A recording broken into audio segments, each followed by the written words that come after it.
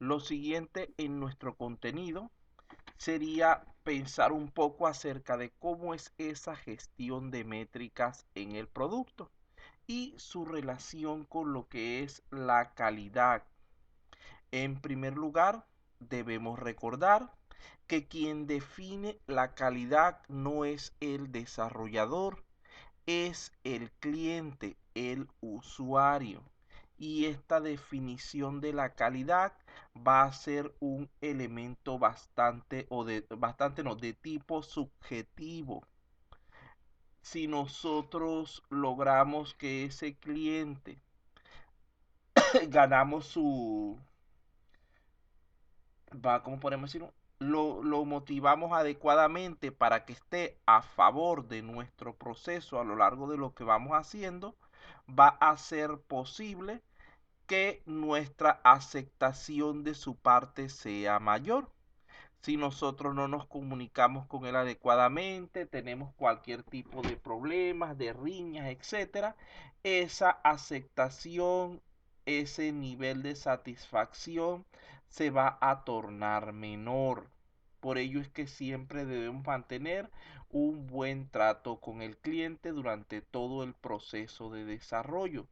Fíjense que cuando estamos durante lo que es la construcción del sistema, debemos permitirle que participe, que brinde sus opiniones, que en lo posible que vaya probando de manera adelantada los diferentes componentes y funciones que se vayan desarrollando, porque sería la manera de que él vaya, digamos así, visualizando, sintiéndose parte de lo que es ese proceso de desarrollo, lo cual va a terminar influyendo positivamente en su apreciación acerca de la calidad del producto.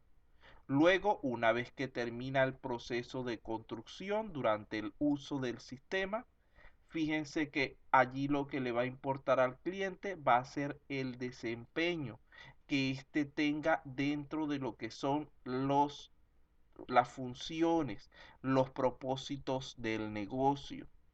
Entonces allí podemos ver que los enfoques del cliente respecto al producto van a cambiar dependiendo del momento en el cual se encuentre. Nuestra responsabilidad, nuestra intención debería ser enfocarlo para trabajar de manera conjunta y conseguir la mayor satisfacción posible. Esta satisfacción solo se puede lograr si nosotros cumplimos primeramente con lo establecido en el contrato, tanto a nivel de funcionalidades como de presupuesto y de cronograma. Un cliente que vea que el sistema va a salir más costoso de lo que se le planteó inicialmente, va a ser más quisquilloso, más negativo en cuanto a la apreciación del mismo.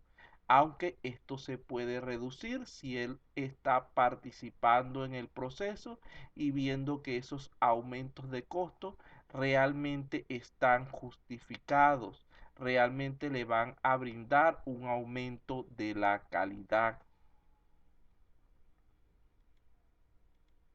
Por otra parte, cuando nosotros estamos hablando de métricas del software, hay diversas que se pueden utilizar.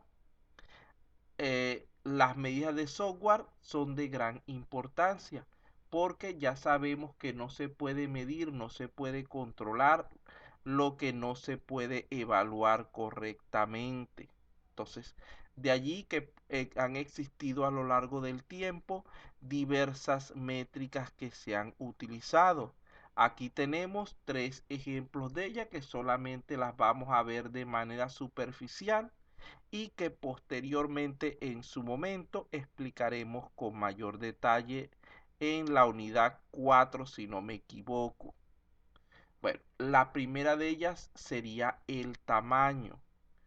Esta fue la métrica originalmente que tenían los sistemas de software desarrollados, especialmente a través de metodologías tradicionales y lenguajes de programación estructurados. donde en este caso una de las formas de medir los sistemas de software era en base a la cantidad de líneas de código escritas. Vean que normalmente esos números eran sumamente elevados. Por lo tanto, se contaban en miles de líneas de código suministradas, entregadas al cliente a través del software KLOC, miles de líneas de código. Esta es una forma bastante arcaica que iba en contra de lo que se utiliza actualmente, que tiene que ver con la optimización del código, porque mientras más largo quedara el programa, más te iban a pagar. Por lo tanto, si te ponías a optimizarlo mucho, estabas poniéndote en contra de tu elemento económico. En vista a todas las problemáticas que se producían con esto, posteriormente se comenzó a trabajar a nivel de lo que es la complejidad. En este caso, la complejidad ciclomática viene a ser una métrica de la calidad del software basada en el número de caminos independientes que tenga el código. Mientras más compleja sea la lógica, más difícil va a ser entenderlo, va a ser mantenerlo, probarlo, construirlo. Y esa era una de las métricas que se utilizaban originalmente. La otra, que es más moderna, más actual, serían los puntos de función. Esta se va a enfocar en la cantidad de soluciones que el sistema le brinda al cliente, definiendo entonces el tamaño del software en base a la cantidad de operaciones o de requerimientos que se han logrado satisfacer, siendo esta una medida más adecuada, ya que promueve la optimización del código y lo que es buscar la satisfacción del cliente, así como la mayor comprensión de los requerimientos del sistema.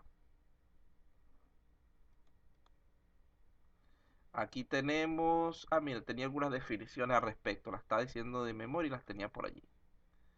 Bueno, cuando estamos hablando de complejidad ciclomática, como les dije antes, es aquella que va a cuantificar el nivel más alto en cuanto al número de caminos independientes de un programa. Lo que se percibe entonces sería eso, mientras más rutas posibles tenga ese programa de ejecución, mayor va a ser su complejidad, y esto principalmente se puede determinar de acuerdo con lo que es el número de condicionales y ciclos que se encuentren presentes en un sistema. Vean que lo que se busca es determinar el número mínimo de pruebas que se tendrían que realizar para asegurar que se cubra al menos una vez cada una de las líneas de código. Fíjense que esta evaluación de la complejidad ha tenido que ser cambiada debido a el tamaño, el mayor alcance que deben tener actualmente las aplicaciones. Originalmente se hablaba de programas simples cuando tenían hasta 10 en cuanto a su nivel de complejidad. Cuando estaban entre 11 y 20 eran programas de riesgo moderado. Entre 21 y 50 se decían que era de alto riesgo. Y más de 50 eran no testeables, con un riesgo demasiado alto. Pero los programas en la actualidad son tan complejos que esto es imposible evaluarlo de esta manera. Por lo tanto, ya no se evalúan a nivel del sistema completo, sino a través de sus módulos y muchas veces inclusive de sus componentes para determinar la complejidad parcial del sistema. Vamos a ver entonces, ya en cuanto a esto, un ejemplo de la determinación de este tipo de complejidad a través de una serie de diagramas. En primer lugar, fíjense que si tenemos este diagrama, ¿cuántos caminos posibles para recorrer ese diagrama de flujo tenemos? 2. 2. Podemos irnos por el sí o por el no. Sería una complejidad de 2. Ahora bien, vamos a hacer, imagínense que aquí hay dos, ¿cómo está separado? Estos son dos diagramas diferentes, no sé por qué los metí en una sola hoja. En el primer diagrama, ¿cuál sería entonces su complejidad ciclomática? ¿Cuántos caminos diferentes podemos tomar para llegar desde el principio hasta el fin? 2 también. 2, Ajá. profesor. Así, a simple vista, ¿cuál parece más complejo, el diagrama de la derecha o el de la izquierda? O el que hicimos primero, ¿cuál parece más sencillo de los tres? ¿Uno de estos dos o este? ¿Cuál parece más sencillo? Menos complejo. El primero. El primero, a pesar de que los tres representan exactamente el mismo nivel de complejidad ciclomática. Fíjense que ya allí estamos viendo una limitación al respecto, porque ellos únicamente contabilizan la cantidad de caminos posibles. Ahora bien, en este otro diagrama que tenemos aquí, ¿cuántos caminos posibles tenemos?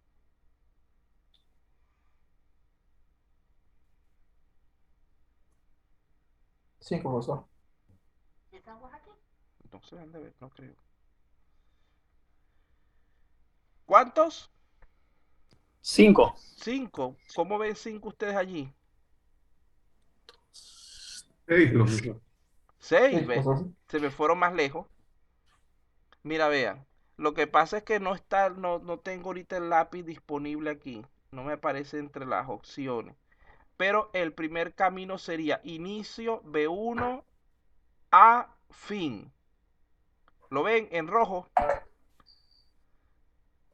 B1 con Ya, 3 tonos, ahí sí. tenemos 1.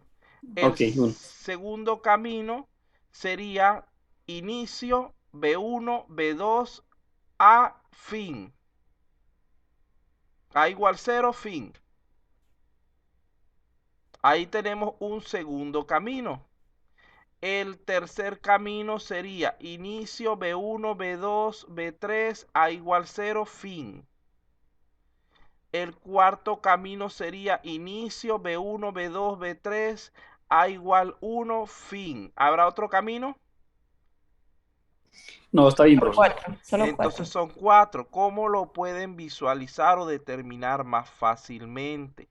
La cantidad de caminos posibles generalmente es igual a si está bien diseñado el diagrama, es igual a la cantidad de condicionales más 1. ¿Cuántos condicionales tenemos allí? 3. 3. 3. Entonces, ¿cuánto sería su complejidad?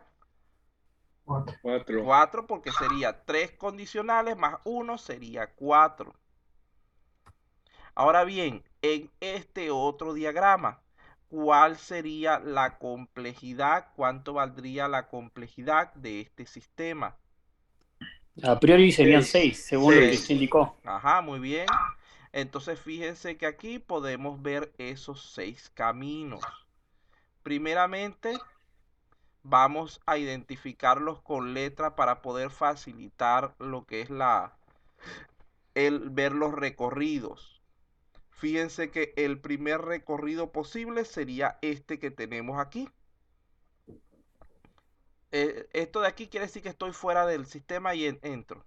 Igualito sería como hablar de este inicio, pero aquí vean que en este recorrido llego al inicio, entro al primer condicional, me dice que no y vuelvo. Ya al llegar aquí, ya estoy en lo que sería un camino, porque todo lo que haga después sería repetido. Entonces, este sería el primer camino, que lo vamos a llamar 0, que sería, los datos vienen de afuera, 1 a 1. ¿Están viéndolo? El 1 sería aquí donde dice inicio. El 1 y el 0 realmente es lo mismo. Lo que pasa es que en ese dibujo lo puse así, después no lo cambié en ningún momento. Aquí estaríamos hablando de la primera ruta de la complejidad ciclomática. Luego de allí, yo puedo hacer una segunda ruta. Fíjense que en este caso ya el recorrido no es el mismo. Aquí en este caso estoy asumiendo que todas las respuestas fueron sí. Aquí podemos ver que entró, el tipo de usuario era el correcto, la ID era válida, la clave era válida, por lo tanto ingresa a la plataforma. Esta sería una segunda ruta, un segundo recorrido, que sería 1 ABD4. ¿Lo están viendo? Omitan ese 0 porque ese 0 realmente está ahí como de más. Solamente es para ese 0 solamente es para este salto que tenemos aquí en azul. Entonces, ¿ven el segundo? Sí, sí, profesor. Sí, profesor. Ajá. Luego de allí ya llevamos dos rutas diferentes, dos caminos diferentes. Volvemos a plantearlo. Fíjense que aquí tenemos otra ruta diferente. En este caso estamos hablando de que vamos a recorrer, pero que en última hora la clave es la que nos falla. Entonces allí tendríamos una ruta diferente. Nuevamente, allí tendríamos entonces nuestro tercer caso de nuestra tercera ruta posible y sería este su recorrido. Lo siguiente sería otra variación del recorrido. Vean que ahora se va hacia otra parte, ya no se va hacia recuperar clave, sino que se devuelve hacia inicio. En este caso estamos hablando de la cuarta ruta de la complejidad ciclomática y allí tenemos el recorrido correspondiente. Aquí tendríamos una quinta ruta. Nuevamente vean que hay variaciones significativas. Y aquí tendríamos la última ruta. Aquí hemos demostrado que realmente cada una del valor que establecimos al principio es correspondiente a la cantidad de rutas diferentes que podemos tener. ¿Alguno de ustedes puede ver una ruta adicional?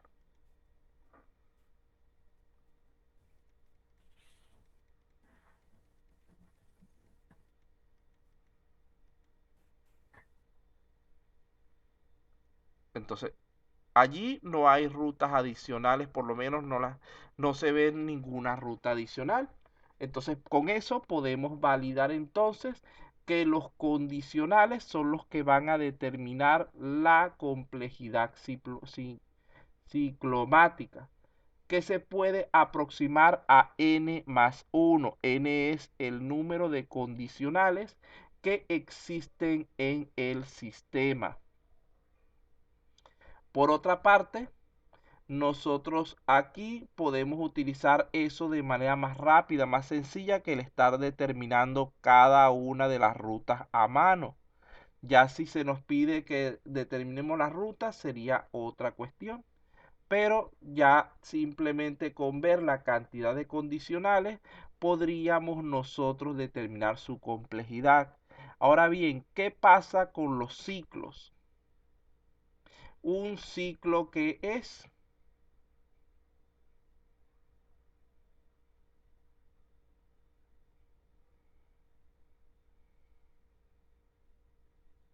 un ciclo no es otra cosa sino un condicional que se alimenta a sí mismo. Es decir, que en vez de mandarnos hacia adelante en el proceso, lo que hace es retroceder. Pueden visualizar en ese gráfico donde se encuentra un ciclo.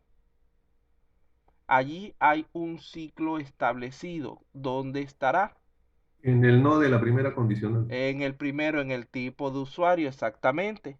ahí estamos hablando de un ciclo porque él lo manda hacia atrás y vuelve a caer nuevamente en el mismo ciclo.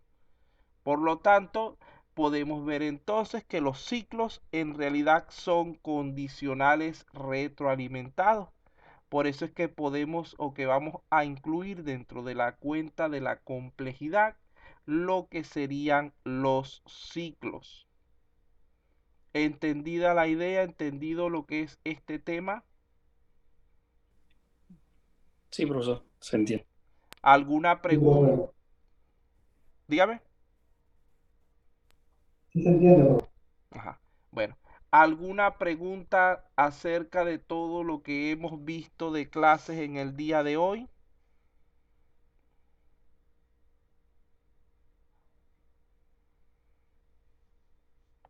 Ah, No, profesor, está claro. Hasta el No, momento profesor, está está claro. claro. bueno, repasen, Bien, revisen profesor. el día de la próxima clase. Vamos a hacer un repaso acerca de lo que es la unidad 2 que acabamos de terminar en el día de hoy. Pero me gustaría que ese repaso se base mayormente en las preguntas que ustedes puedan plantear acerca de las dudas que tengan respecto al contenido. No simplemente yo hablar y seguir hablando y ustedes dormidos por allá. Así que traten, por favor, recuerden que el examen sería la siguiente semana, si no me equivoco. Díganme ustedes la fecha, ustedes saben mejor fechas que yo. ¿Cuándo es el examen? A partir del 23. 23. Eso quiere decir que ustedes tienen clase conmigo el 20. Entonces, la próxima semana dedicamos al menos la primera hora para hacer un repaso general de la unidad 2. Y luego comenzamos con la unidad 3 porque no podemos perder demasiado tiempo. Recuerden que tenemos un par de semanas en contra. ¿Alguna otra duda, alguna pregunta, alguna lo que quieran consultar?